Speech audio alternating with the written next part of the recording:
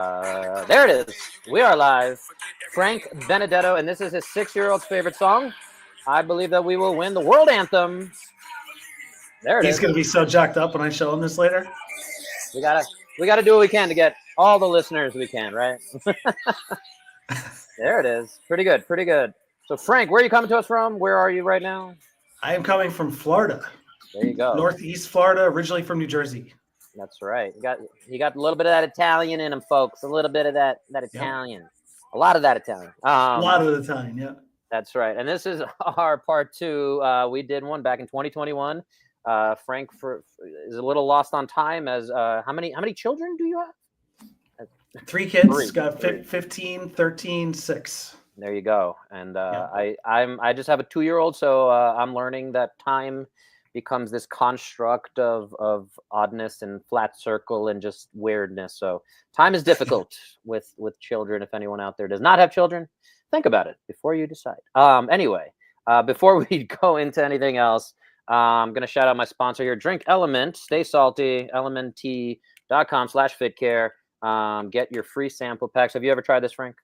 Oh, not sponsored, but use it daily. Perfect. Yeah, so use it daily, folks. That's a great sponsorship in and of itself. Great advertisement for it. Our last guest also, Andre Cruz, big fitness influencer. He jumped in there as I said it as well. He's like, yeah, I'm not sponsored as well. And he was like, I love it. So yeah, guys, get the best electrolytes on the market. Drinkelement.com/fitcare. Get your free sample pack, money back guarantee, all that good stuff. Thank you for bearing with us on the ads. So we're going to dive into it. Frank, the owner, founder, runner of HoneyBadger Project. And the big thing, we talked about this 4 years ago. I guess one quick follow-up is, how do you think the profession of physical therapy has improved or regressed in 4 years since our last chat? Yeah, I do think we've improved. I think that 4 years ago, certain concepts were really new, and coming off the heels of COVID and the lockdowns and that world, it was like this, is this going to be a flash in the pan? Is this combination of in-person and digital? Is this digital thing even going to last? That was a big question we used to get all the time. And yeah, it's lasting. Hybrid is here to stay. And unfortunately, there's lots of different definitions of hybrid. Hybrid to some people means combination of cash and insurance. To other people, it means a combination of physical therapy and strength training. To us, it means a combination of in-person and digital. And it is here to stay, and I do believe that it is the future. Love it. I love it. And so you are more hopeful, all reimbursements aside, all professional organizations aside, you're hopeful that the profession is going to improve. So let's talk about that. The UPTA and the APTA. I just had Scott Gardner on 3 weeks ago. We were just talking a little offline before, and you're a member of both of these organizations, the UPTA and the APTA. For anyone following along, APTA, American Physical Therapy Association, UPTA is the Unified Physical Therapy Association. So it kind of came out as an alternative to the APTA, as the APTA is the big board. They got a lot more members. They've been around for 100 years, I think. They just had their 100-year celebration, something like that. Versus the UPTA, brand new, I think only a few months old. Would love to hear your experience and what you think of those two organizations and why be a member of both. Yeah, I mean, I want to support anybody who's trying to do something different in our profession.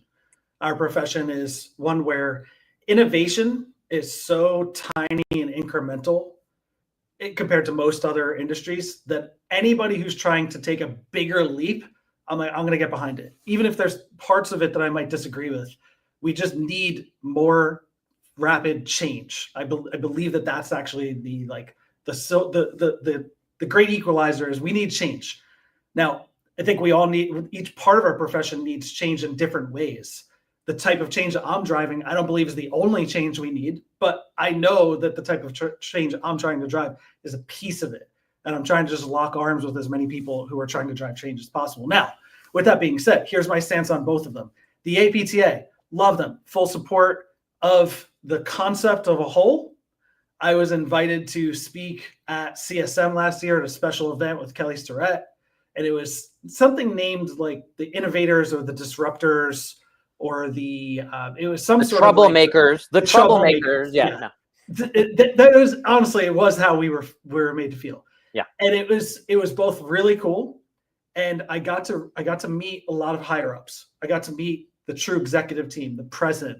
No individual person I met, I didn't have a problem with. Every person I met, I felt their heart was in the right spot. I also felt that there is absolutely nothing they can do because they are handcuffed by this archaic, overcomplicated ecosystem that is modeled after the US freaking government. Now, the US government is designed to protect like our freedom. Pretty big job, right? It's like, thank God we have all these checks and balances and different departments and divisions. Or the APTA does not need to be as complicated as the damn US government. There's no reason to. So the thing that I left there with disheartened, I was inspired by the individual people and disheartened that those good people are trapped inside of a system that no one knows how to change or update, because it would take a coordinated effort from so many different departments and divisions inside there that it's not as simple as elect a new president. It's not as simple as you know, Bo gets in there and changes everything. It doesn't work like that, unfortunately. Now, UPTA love the people, like they're like, we need to drive change. Yet the strategy is essentially replicating what the APTA is doing. We're not going to lobby this. We're not going to lobby to win. We can't win.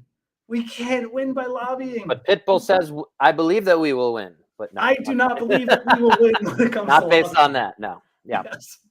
I'll jump in real quick and share that when I was a student, I was all in on APTA.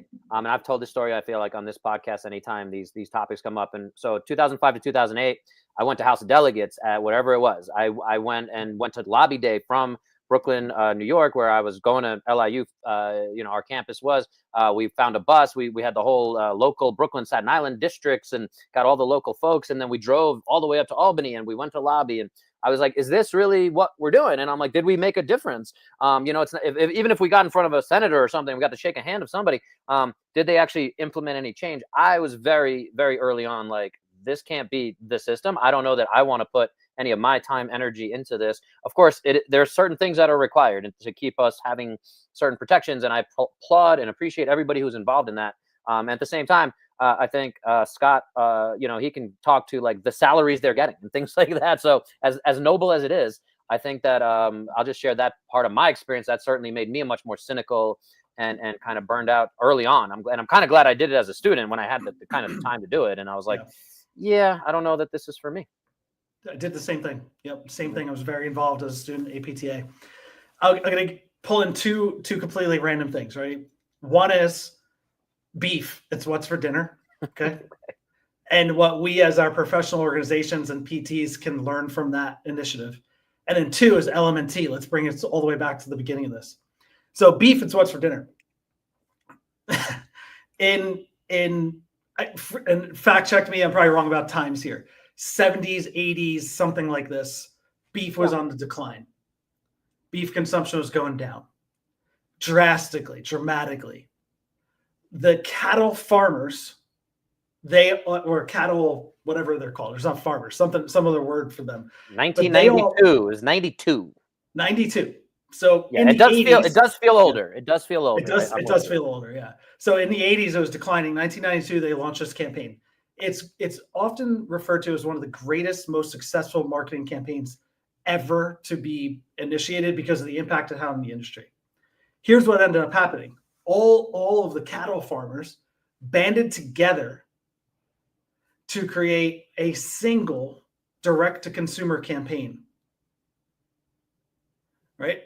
Now, each individual cattle farmer did not have a vested or larger interest than the next. It was basically saying, beef, it's what's for dinner. Now, wholesome pictures of like families eating, it portraying as really healthy. I'm not debating whether the campaign was correct or accurate or not, but essentially this one unified campaign direct to consumer is what turned that entire industry around. And I think that that's what we need. We need some sort of public initiative that is PTs as a whole. That let's stop complaining about being doctors and start acting like doctors. Let's stop complaining that we're DPTs and finally figure out how to maximize the DPT. And I believe that we should figure out some way through these professional organizations to get something more direct consumer facing that spreads awareness of direct access, that spreads awareness of our ability in most states to be the primary care practitioner for movement related pathologies and all sorts of things like that. Yeah, I think what comes up for me as you're going through that is the one thing, and again, having been involved like we were both as students back in the day, many decades ago. So I know again, mine was, we're coming up on 20 years. But the thing that comes up for me when I start thinking about what's that marketing strategy is, there's all these different sections of our profession, right? You have neurology, you have oncology, you have pediatrics, you have geriatrics.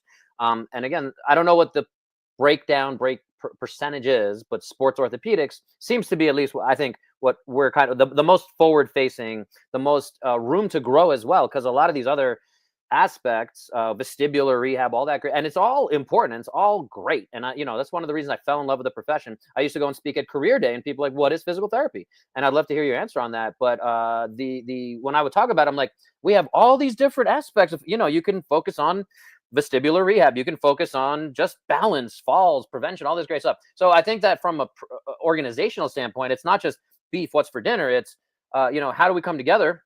Again, I like the term, we are musculoskeletal experts. And then you should throw in the word neuro in there. We're neuromusculoskeletal experts. And someone's like, well, what about this? And women's health, and again, it's all great. And again, not to get too political on it, but I do think this is where the Democrats in this recent election, just they were like, well, what about this? What about this? What about this? And it's like, it didn't connect with what people actually cared about. They weren't talking about the egg prices. They weren't talking about whatever, again, the border, things like that. They were like, no, we've done a good job. It's like, but you're not really connecting. You're not hearing what the people want. I think that there's something to be learned there, as a frustrated American right now.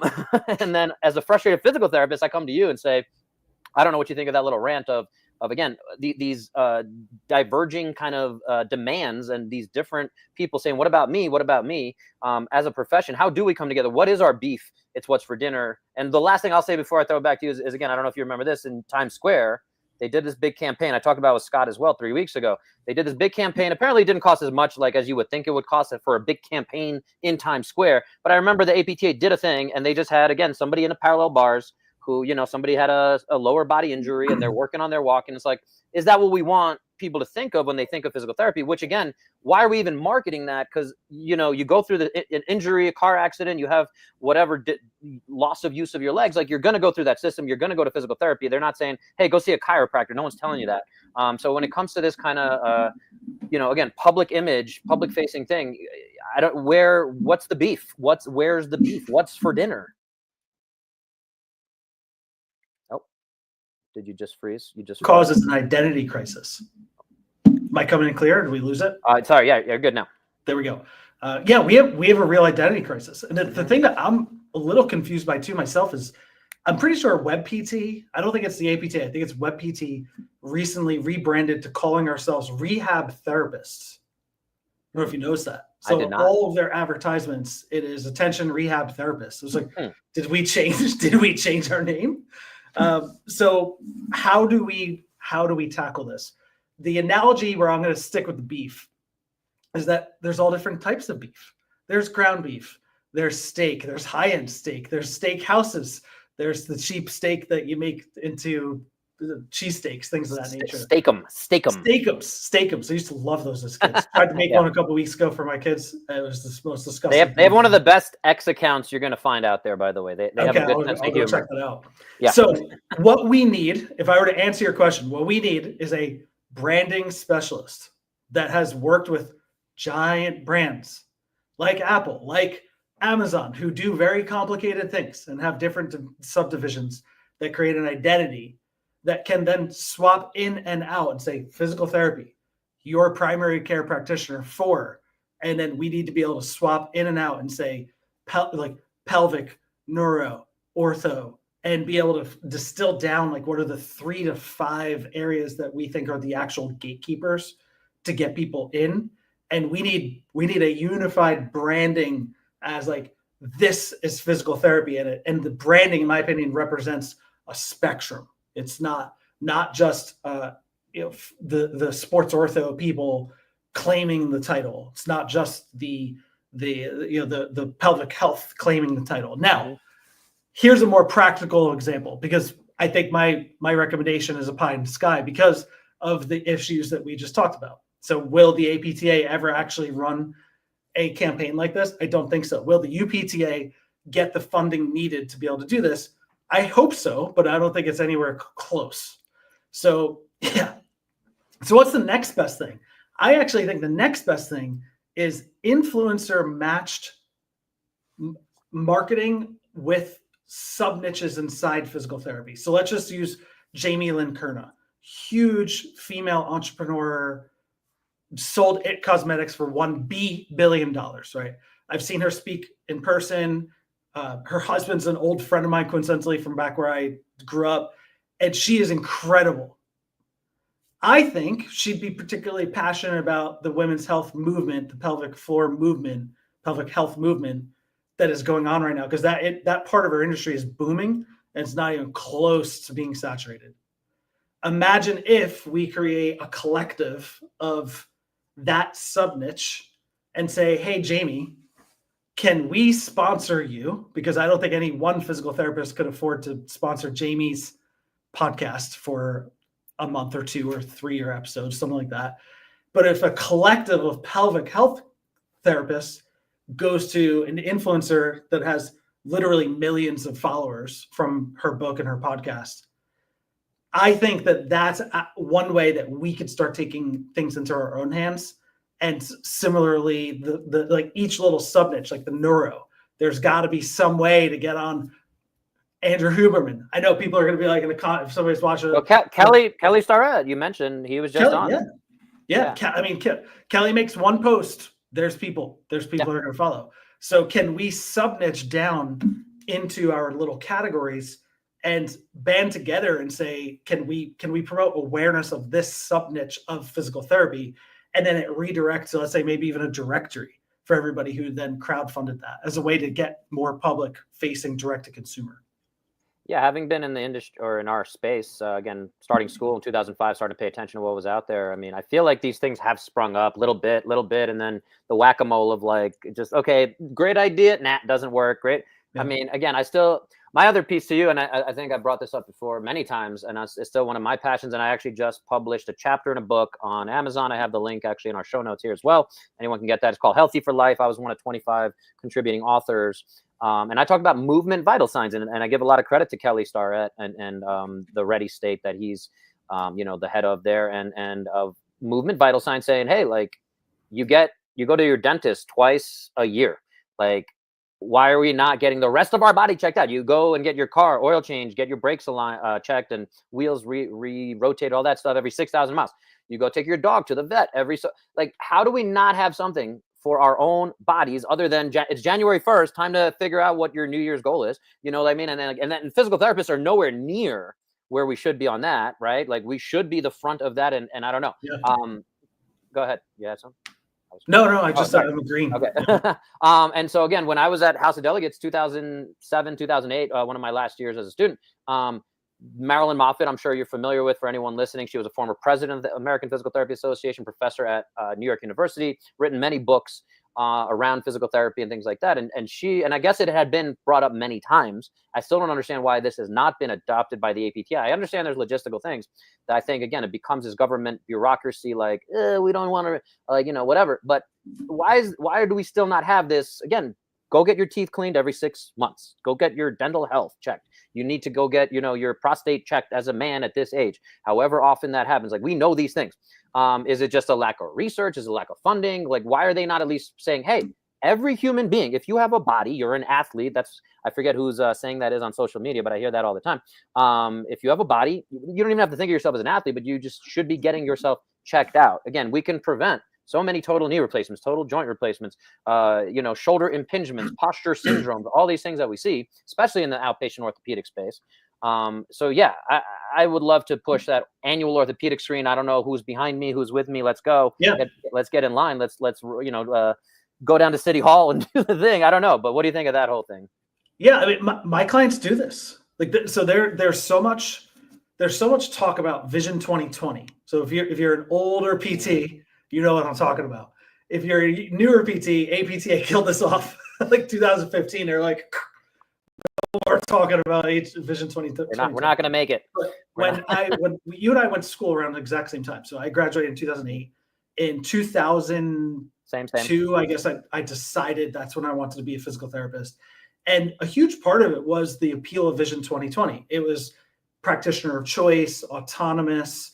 It was the vision of direct access, physical therapy as a place where consumers came directly to you for your specialty, like they go to any other specialty in healthcare. And I was like, that sounds awesome. And I lived it from 2015 onward. I still live it because it was a choice. It was a choice of the way I set up my practice. It was a choice in the way I marketed. It was a choice the way I had discharge conversations. And we teach this to our clinicians, but all I would say is anybody listening is like, again, there might be some state practice act stuff that you have to figure out a workaround, but there's always a workaround. There's always a legal workaround. You just make a relationship with a physician who understands and gets the relationship and has their clients at the well-being at the center. But most of us have direct access to a level that there's no reason why you can't say, congratulations, you are now at the end of your plan of care. Here's what I recommend. We're going to set a session for 6 months from now. Why? Because of A, B, and C. If in the meantime you stop doing the things that made you feel better, don't go back to the medical doctor and escalate and get an injection or take pills or have a surgery. Come back, because that might mean there's more we can do. I'll check in on you in 4 weeks. How's that sound? What's stopping us? Who are we waiting for? But I guess how do we distill that as an organizational concept? Again, I think you're doing it with your business. Kelly's doing it. Kelly Starrett's doing it. We have all these other brands I can shout out. ICE is a big one. I had Jeff Moore on here. I have a feeling you guys, either if you haven't already connected, you'd get along pretty well, or you'd become the biggest of enemies. I don't know. No, I think you guys would do pretty well. You have a lot of the same kind of energy and vision. But yeah, I mean, that's the question is how do we, again, organize, like these things are happening, and then you get all these masterminds, right? You have Danny Mata, you have Aaron LeBauer, you have all these different uncaged clinician. I'm sure there's 77 that I have never even heard of out there. And again, these masterminds trying to push these same concepts we're talking about, but how do we organize them? Yeah. Is the UPTA going to be able to do that? Is the APTA? Are we going to be able to spark some kind of conversation here today?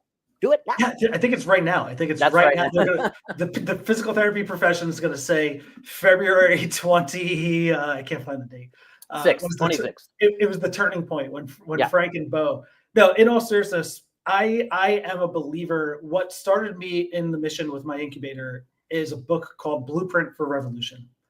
And it's an amazing read. It's stories about nonviolent revolutions that overthrew murderous dictators. I mean, bad people. That incredible stories. And when I first read it, I was like, this is the way. This is how we're actually going to drive change.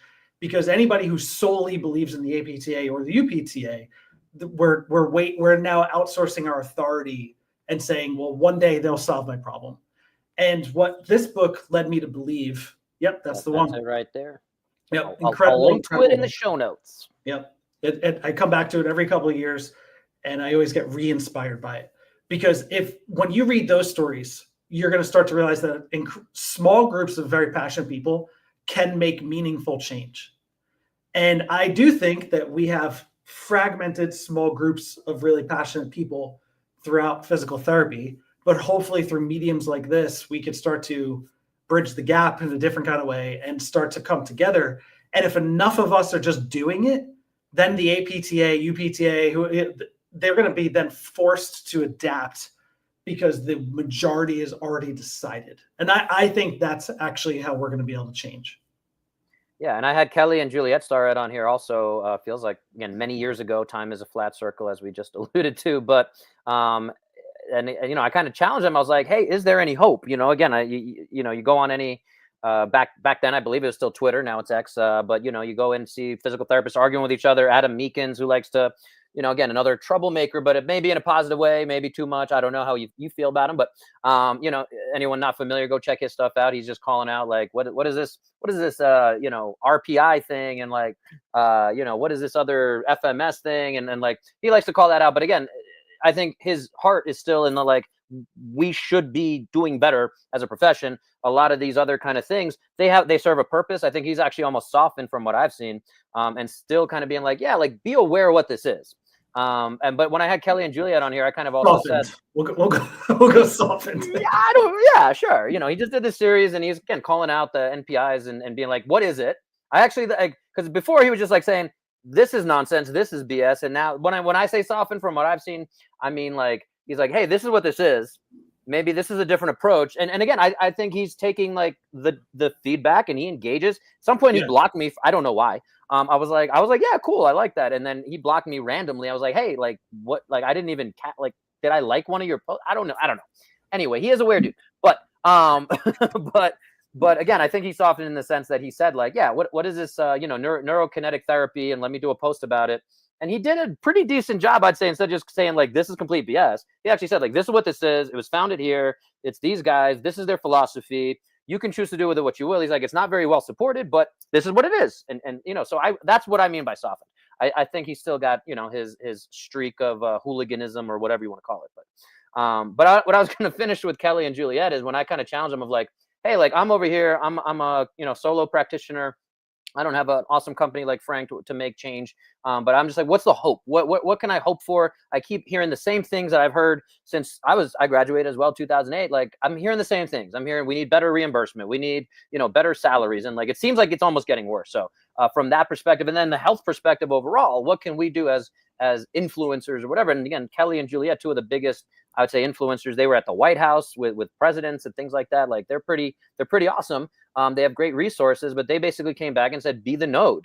They said, be the change you want to see, more or less, and be the node in your community. I literally, that inspired me. I had that going before, but it definitely reinforced. I have little garage gym workouts in my neighborhood. We have 820 houses in our HOA. And I'm like, hey, anyone who wants to come by Sunday morning, 9:15, come on by. Free. I'm not charging. Like, we're going to figure out what we're doing with these 77 kids running around. Maybe leave them at home. But bottom line is, I'm like, this is fitness. These are my concepts. If you guys want to come see me for dry needling, great. Like, I'm not even here to promote that or sell my element.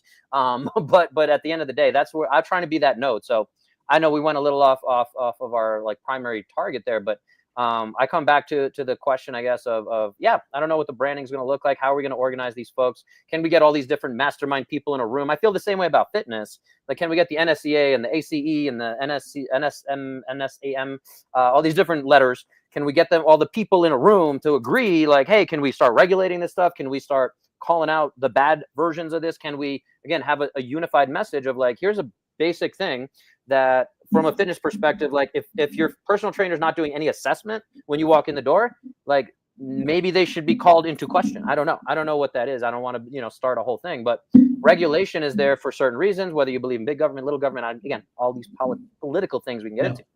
But from a physical therapy perspective, to keep it a little back on track. So I don't know what the hope is.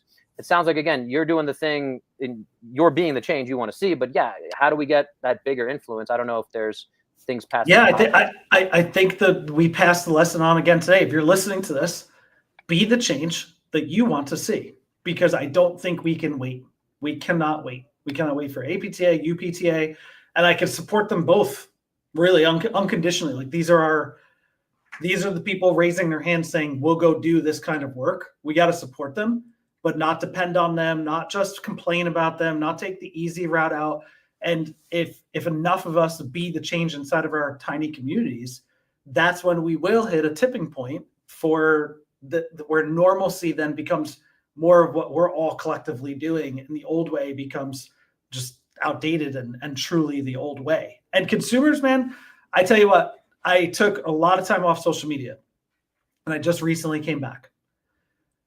I was shocked. What I saw. So for anybody who's followed me for a long time, everything was on autopilot. I don't have it on my phone. It's just all through a team. I record some stuff that I sent to my team.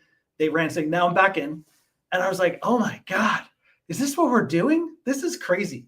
Now, here's the positive side of it. I made a post on my personal Facebook because I personally went to go get a chest x-ray, and I used my insurance. Now, I'm very lucky that I don't really consume healthcare. If I do, I tend to just do it myself. Like, I'll order my own blood work from third parties, and I'll just get that. And very rarely do I need to consume. So this was the first time I ever got a bill for an X-ray. I was like, what? What do you mean? Like, how could I possibly owe this much? So I just threw it on my personal Facebook. Like, how is it that I owe more than what I would have had to pay if I had just paid cash? Consumers, my friends, I don't use my personal Facebook really for business.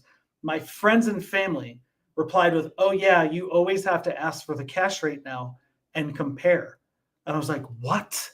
What do you mean? And my friends, non-healthcare professionals, would be like, yeah, no, you have to say what's the insurance billable rate for this X-ray and what's the cash rate. And if the cash rate's $100, take it because your deductible's $2,000 or your co-insurance is 30%, and they're going to bill some egregious amount that the 30% then often adds up to more. Now this obviously isn't for everybody, but that was the moment when I realized change is really starting to happen at the consumer level, where that means that more and more people, I still think we're at the very beginning of this, but more and more people are going to say, oh, I need insert healthcare specific specialist. Let me compare cash options and insurance options. That's now happening not as a product of our marketing, which is what I'm advocating we do, but instead it's actually happening because the insurance system is so broken that enough people are being crippled by debt. Now, I'll share something really personal. My wife just overcame breast cancer, and we're going to share her story because we think that there's power in that, especially for early detection. Because a lot of people who are crunchy, my wife identifies as crunchy, meaning like we sort of reject most medical conventions, but we also do believe in early detection, right? Colonoscopies, prostate screens, breast cancer screens, mammographies, and a lot of our friends don't. They've revolted so much against healthcare that they don't even do, let's say, an annual mammography. So circling back, where am I going with this? The amount of bills coming in from that is jarring, right? I'm fortunate that we're in a position where we can handle it, but it is jarring to think about how much debt the average American who endures some sort of major physical ailment is being hit with, which will then permanently adjust their behavior to say, oh, I'm not just by default using my insurance anymore. How much is this going to cost me and what do I get for it? And bring it all the way back to physical therapy. I think that consumers are getting smart. There's a reason why the mode, I'm pretty sure this stat's still true, so you can fact check me if it's not, but the mode, the number one most reported number of visits that physical therapy clinics report is 1. That the most reported number is 1. And that's not because we did our job and we just gave them everything they needed on the first. Cured them in one session. Yep. They actually said, well, I'm not doing that shit again. There's a reason why. And I believe that our hybrid models that are using technology to be cash-based businesses that are just on par with in-network co-insurances and deductibles. That's what I am passionate about. I do not believe in super high ticket cash practices as the future. I'm not delusional, and nor do I only want to serve the wealthy. But I believe that with strategic use of readily available technology, apps, some AI, that we could create healthcare options that are comparable to the out-of-pocket expenses that most people are enduring from their insurance. And people are getting smart enough to shop around and be like, so I could pay $1,500 to go to this place and have a high school kid or a college kid walk me around and do the same exercises as everybody else. Or I could pay $1,500 for this, super personalized, one visit every 2 weeks, an app that tells me what to do every day of the week, an app there's a messenger that I communicate with my clinician on a daily basis that includes other things like habits and health in a more holistic way. And that I could choose between those two options. Once consumers start actually doing that, the old way is dead. And it's going to take many years, but I do think that we're delusional to think that it's too big to fail. Yeah, that's an awesome message to finish off with.